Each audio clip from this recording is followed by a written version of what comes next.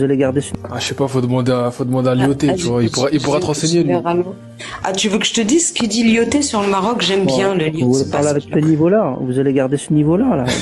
Vulgarité, là. Écoute. On va pas se rabaisser à ça, quand même. Non, attendez, s'il vous plaît. Laissez-moi parler à Reporter. Écoute, je vais te lire quelque chose que j'aime beaucoup lire. Et je la connais presque par cœur maintenant. Tu m'écoutes? Vas-y, je t'ai dit. Alors, ça, c'est un courrier. Écoute bien, attends.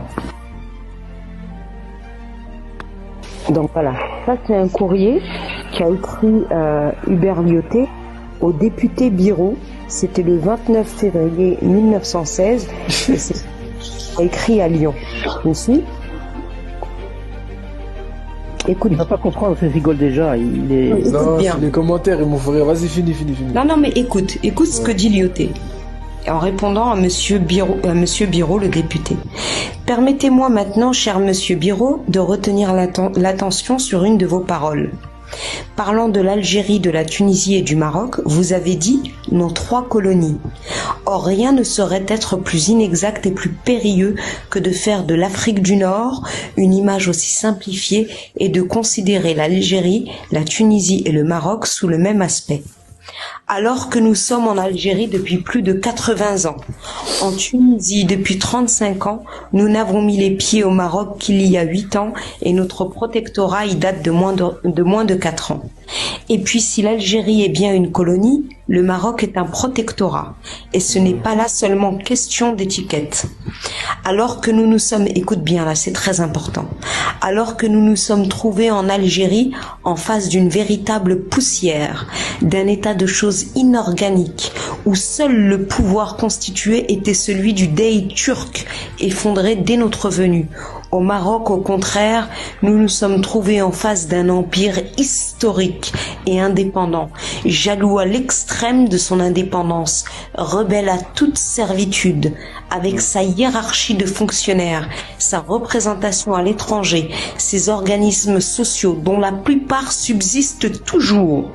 Songez qu'il existe encore au Maroc nombre de personnages qui furent ambassadeurs du Maroc à Saint-Pétersbourg, à Londres, à Berlin, à Madrid, à Paris, accompagnés de secrétaires et d'attachés, hommes d'une culture générale qui ont traité d'égal à égal avec des hommes d'État européens qui ont le sens du goût des choses politiques. Rien de similaire en Algérie ou en Tunisie, je répète cette phrase, rien de similaire en Algérie ou en Tunisie.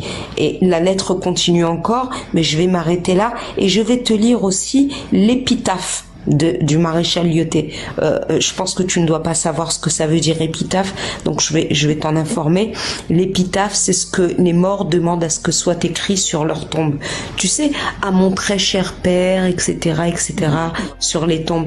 Et donc l'épitaphe du maréchal Lyoté, qu'il a voulu que soit inscrit, qu'il soit inscrit en arabe, c'est, j'ouvre les guillemets, plus je connais les Marocains et plus je vis dans ce pays, plus je suis convaincu de la grandeur de cette nation. Waouh.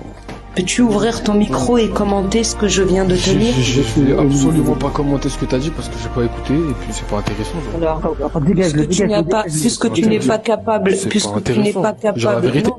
C'est pas que c'est pas intéressant, c'est que je viens de te mettre en PLS et le peu de fierté mal placée et moi ce que j'appelle en réalité de l'orgueil qu'il te reste fait que tu viens de dire je vais pas écouter parce que c'est pas intéressant. Tu as écouté, tu as été très attentif, tu as essayé de trouver dans ce courrier que j'ai lu quelque chose qui pouvait mettre en avant ton pays et quelque chose qui pouvait désavantager le Maroc.